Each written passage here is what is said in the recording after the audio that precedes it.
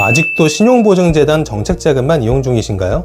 상담을 하다 보면 이런 대표님들이 정말 많습니다. 신용보증재단에서 안 된다고 해서 정책자금은 끝난 줄 알았습니다. 신용점수가 높지 않아서 저는 아예 안 되는 줄 알았어요. 매출이 아직 크지 않은데 정책자금을 받을 수 있나요? 그런데 대표님, 정책자금은 신용보증재단 한 곳만 보는 게 아닙니다. 내 업종이 무엇인지, 지금 창업 초기인지, 사업을 확장하는 단계인지, 제조를 하는지, 도소매를 하는지, 수출을 하는지에 따라서 봐야 하는 기관 자체가 달라집니다. 먼저 소상공인 대표님들이라면 소상공인 시장진흥공단, 소진공 자금을 꼭 같이 봐야 합니다. 음식점, 카페, 미용실, 학원 등 거의 모든 업종의 소상공인이 가능합니다. 대부분 대표님들이 보증을 받고 은행을 통해서 대출하는 방식만 생각하시는데요. 소진공자금은 보증서 없이 기관에서 바로 지원하는 다른 방식입니다. 따라서 신용보증재단을 이용 중이더라도 추가로 받을 수 있는 가능성이 높습니다. 소진공 정책자금 주요 지원 대상은 다음과 같습니다. 키오스크 테이블 오더 등 스마트 기술 사용 중인 경우,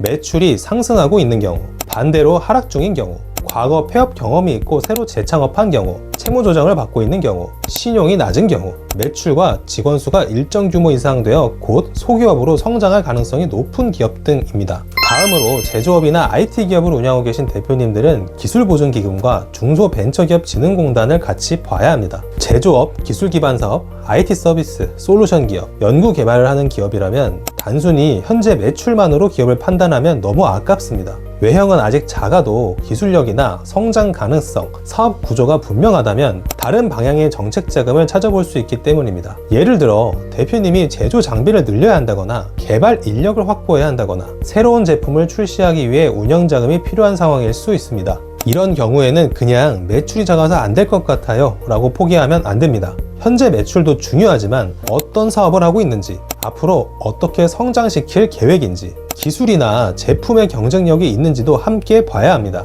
기술보증기금이나 중소벤처기업진흥공단은 이런 대표님들이 먼저 확인해야 하는 기관입니다.